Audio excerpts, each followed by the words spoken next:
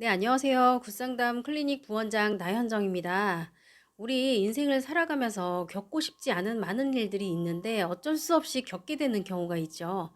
그런 사고와 같은 경험들 하게 됐을 때는 이 사고를 왜 일으켰어? 누가 일으켰어? 이렇게 밤새 이야기한들 소용이 없습니다. 이미 사건은 일어났기 때문에.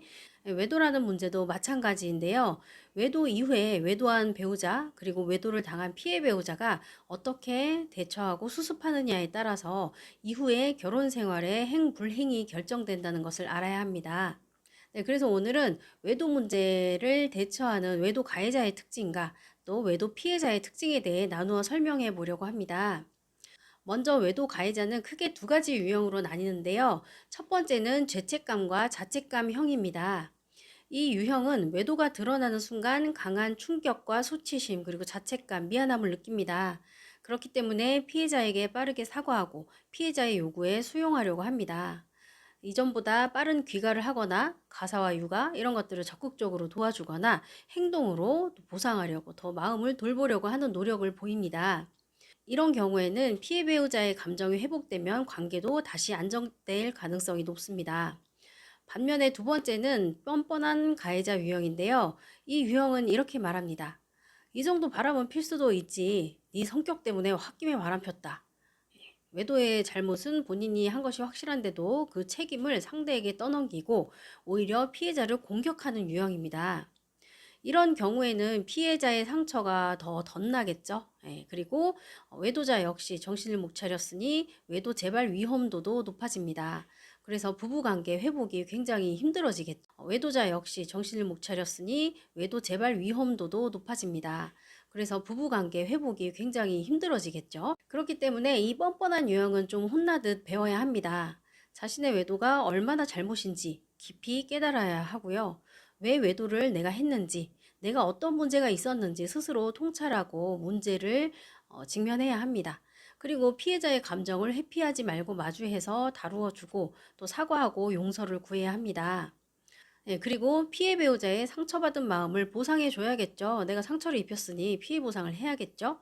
많은 노력을 지속해서 신뢰를 다시 쌓으려 노력해야 됩니다. 그렇지 않고는 이 결혼 생활 공짜로 얻어먹을 수 없겠죠. 내가 결혼 생활 피해를 입혔다면 피해를 회복시켜주고 복구시켜주는 노력이 긴 기간 이어져야 합니다. 네, 외도 피해자 역시 두 가지 유형으로 나뉘는데요. 첫 번째는 합리적 대처형입니다. 감정이 괴롭고 힘들고 당장 이혼하고 내쫓아 버리고 싶지만 가족들을 생각해서 그리고 옛 정을 생각해서 뭐 여러 이유든 간에 그 감정적 동요를 결국에는 붙들고 이성적인 태도로 외도 문제를 해결하고 재발 방지를 논의하고 실천하려 노력합니다. 이런 경우에는 가해자의 사과와 노력이 지속되기만 하면 결국에는 관계가 다시 회복이 됩니다. 반면에 두 번째 피해 배우자 유형은 좀 다른데요. 이는 추궁, 집착, 지속형입니다.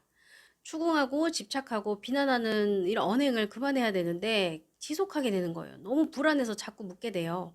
너무 미워서 자꾸 묻게 돼요. 그러면 외도 배우자는 이렇게 말합니다. 도대체 언제까지 그 얘기를 할 거야?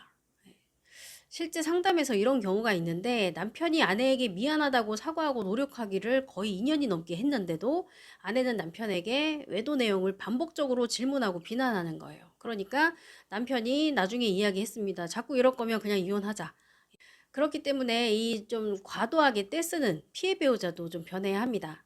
계속 배우자의 외도를 추궁하는 것은 결국 자신의 상처만 깊어지는 방법이라는 것을 알고 과거 시간을 죽은 시간으로 좀 날려버리는 좀 연습을 하셔야 됩니다. 실제 상담에서 이런 경우가 있는데 남편이 아내에게 미안하다고 사과하고 노력하기를 거의 2년이 넘게 했는데도 아내는 남편에게 외도 내용을 반복적으로 질문하고 비난하는 거예요. 그러니까 남편이 나중에 이야기했습니다. 자꾸 이럴 거면 그냥 이혼하자.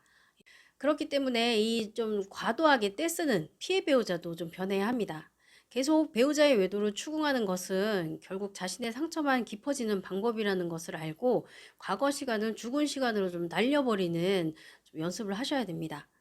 그리고 감정 표현은 적당히 하되 추궁은 줄이고 현실적으로 내가 피해 보상을 위해서 어떤 요구를 하겠다라고 적극적으로 어필하세요. 이제는 너가 나에게 어떤 것을 보상해야 된다라고. 예. 감정적으로 자꾸 추궁하고 비난하고 집착하는 것보다는 현실적으로 내 감정이 회복되는 데 도움이 되는 것들을 배우자한테 요구하라는 거죠. 그리고 마지막으로 부부 모두에게 가장 필요한 해결 방법은 이것입니다. 기존의 부부관계의 문제나 구조의 문제가 있었다라고 한다면 이거를 점검하고 해결하는 것이 필요합니다.